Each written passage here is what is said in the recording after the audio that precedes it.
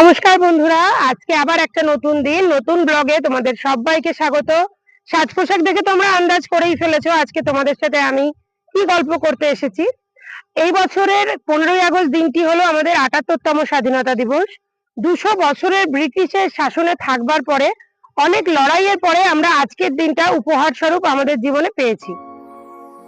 1947 সালের এই দিন ভারতের প্রথম প্রধানমন্ত্রী পণ্ডিত জওহরলাল নেহরু দিল্লির লালকেল্লায় জাতীয় পতাকা উত্তোলন করেন এবং জাতিকে উদ্দেশ্য করে ঐতিহাসিক ভাষণ দেন, ট্রেসড উইথ ডেস্টিনি।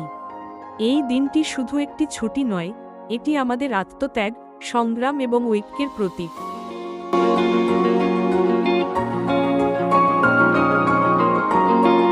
আপনারা কি জানেন, নেতাজি সুভাষচন্দ্র বসু, রানী লক্ষ্মীবাঈ, ভগৎ সিং, ক্ষুদিরাম বসু, তাদের সাহসিকতা ছাড়া এই স্বাধীনতা সম্ভব হতো না। তাদের আত্মত্যাগ আমাদের আজকের স্বাধীন জীবনের ভিত্তি। আজকের দিনে আমরা শুধুমাত্র পতাকা উত্তোলন করি না, আমরা প্রত্যেকটা মানুষ নিজেরা নিজেদের কাছে প্রতিজ্ঞাবদ্ধ হই যে আমরা আমাদের এই দেশকে আরো অনেক সুন্দর এবং শক্তিশালী করে তুলব। তার পাশাপাশি আমাদের যারা তরুণ প্রজন্ম রয়েছে, তাদের দায়িত্ব হলো দেশপ্রেমকে শুধু কথায় নয়, কাজে প্রমাণ করে দেখানোর।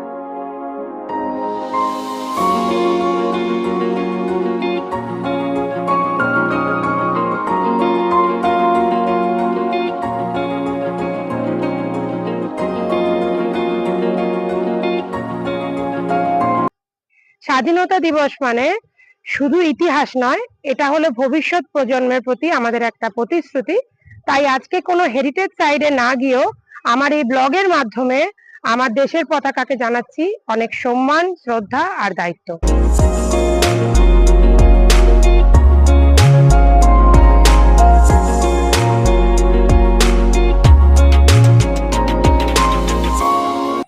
আমার ভিডিও যদি আপনাদের ভালো লেগে থাকে তাহলে লাইক, সাবস্ক্রাইব আর শেয়ার করতে ভুলবেন না। জয় হিন্দ।